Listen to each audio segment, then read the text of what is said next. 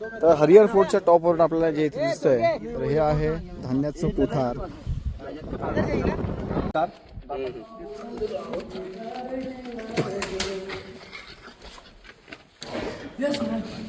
हे धान्याचं कोठार आहे.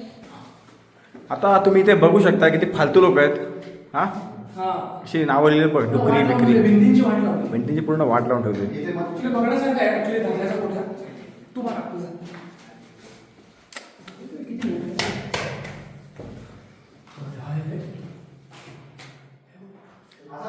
हे फार फार फार घाणेरडं आहे. शिवाजी महाराजांनी एवढे किल्ले जिंकले पण एकाही किल्ल्याला स्वतःचं नाव दिलं नाही.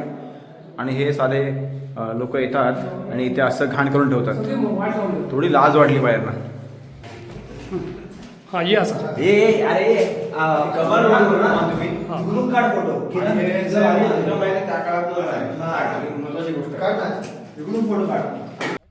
तर इथे मागे आपलं धान्याचं कोठार आहे आणि या कोठाराला लागूनच तुम्हाला दिसतं इथे दगडामध्ये कोरीव काम करून काही पाण्याच्या टाक्या बनवल्या आहेत.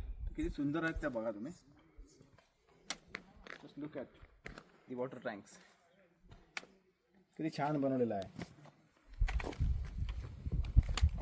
मला वाटतं इथे जे होल्स आहेत काही तर ह्याच्यामध्ये कदाचित लाकडी जे आपले खांब असतात तर ते लाकडी खांब असतील ह्याच्यामध्ये आणि ह्याच्यावरती काहीतरी छप्पर असावं.